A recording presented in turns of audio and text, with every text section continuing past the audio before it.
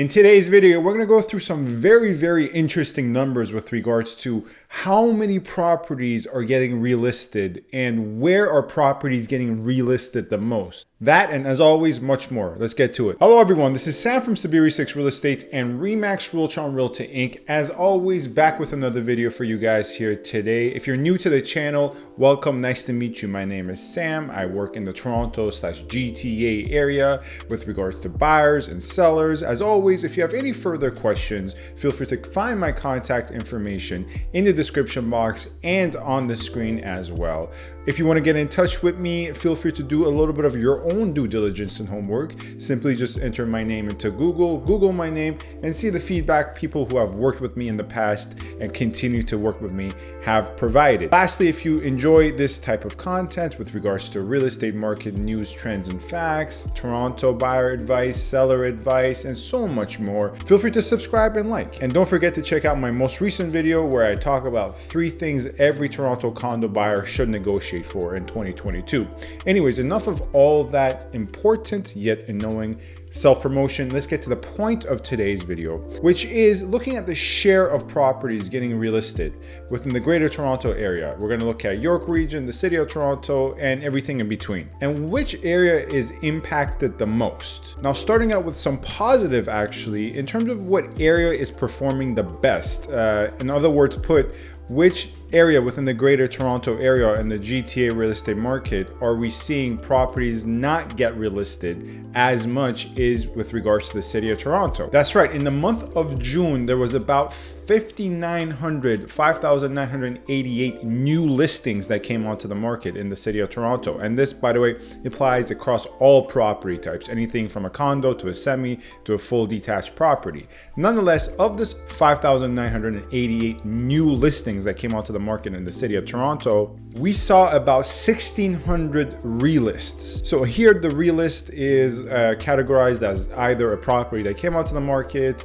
couldn't sell, they terminated, and they went on back to the market with a new price, or a property that, for instance, changed their price, but changed the price of the original listing, then took the listing down, and then once again went back on market. And in terms of percentage, that's about 26.8%. So 26% of properties in the month of June in the city of Toronto had to relist, slightly more than just a quarter. Now, if we break it down within the city of Toronto, the area that performed the worst between Toronto Central, Toronto West, and Toronto East is Toronto East, which saw about a 29% relist rate at 29.3. There the numbers are 1,400 new listings, and funny enough, the amount of properties that relisted out of those 1,400 new listings was 416, so 416. Now, I know people want to know which area performed the worst. What area within the Greater Toronto area and the GTA real estate market had the most difficulty selling? Where were listings struggling the most to sell for the first time? That's actually Georgina. That's right, Georgina, which is a municipality within the York region umbrella, and York region is composed of Richmond Hill, Markham, Vaughan, Thornhill, Aurora, Newmarket, and Georgina as well. Well, Georgina saw a almost 40% relist rate. To be precise, 39.2. Nonetheless, that is very high.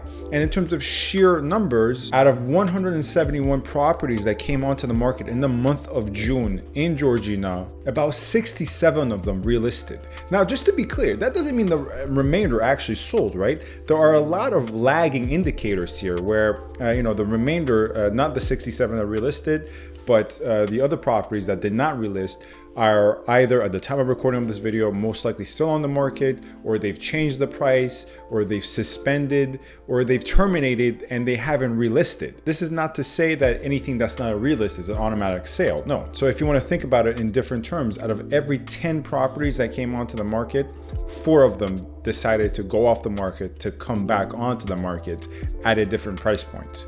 And often this different price point is a lower price point, or if it is a higher price point, it's because they're changing it from a artificially low price point that was meant to induce a bidding war, but obviously failed, and they had to go back on market at around market value. What fared the best in York region was Newmarket at around 25% relist ratio. Richmond Hill and Vaughan were 30 and 31% respectively. And another area that struggled not as mightily as, of course, Georgina, but struggled far more than what we discussed in Toronto and the rest of York region is also Aurora, because out of 172 properties that came onto the market, 71 decided to relist.